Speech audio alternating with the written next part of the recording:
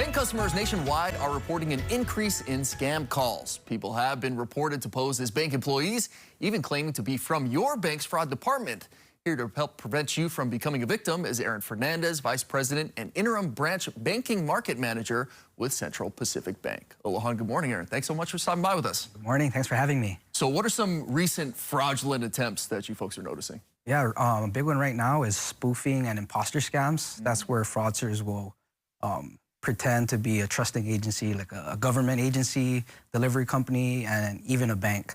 The spoofing technology is where they'll make calls and text messages seem legitimate. So that's how they get you to communicate. They'll develop a sense of urgency so you act quickly, threaten you, and then they'll ask for unusual forms of payment. So gift cards, cash, wire, even cryptocurrency. Yeah. So the bank will never ask for any of your account numbers or even have you send money to somebody else.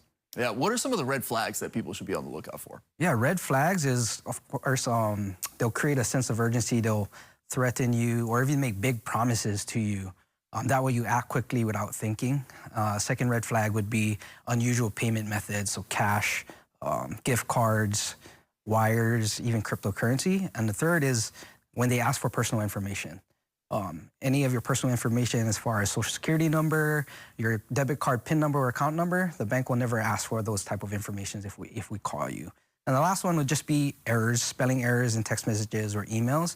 But now with AI, the errors are like very minimal now. So we just got to be heads up about it. Yeah, the AI thing, right? Scammers are able to use that to their advantage. So yeah, it's important to any of those red flags pop up, obviously be extra cautious with that. What are some of the things that Central Pacific Bank is doing to help out customers to make sure that they're not being a victim of these frauds? Yeah, so Central Pacific Bank, we have advanced monitoring on transactions where we'll flag unusual transactions.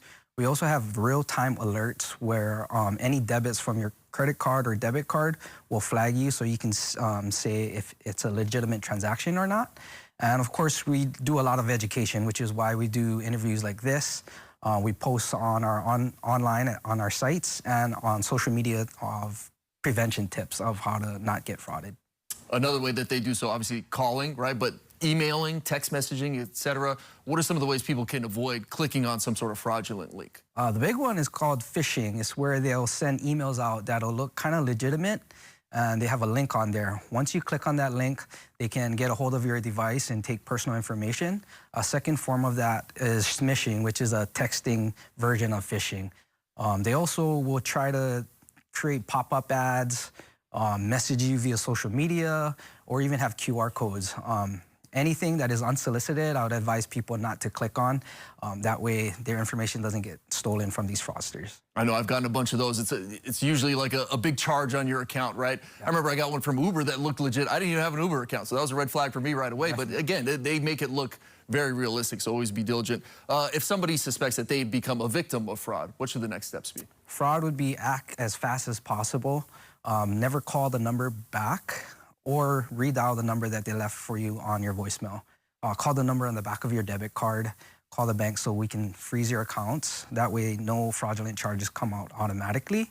And then report it to the proper agency. So report a police report, report it to the Federal Trade Commission by emailing them at federal.reportfraud@ftc.gov. And no shame. It happens to people, right? It's important to report it, get the authorities involved, get your bank involved to make sure that you limit the damage. Aaron Fernandez with Central Pacific Bank, thank you so much for stopping by with us this morning. Appreciate those tips.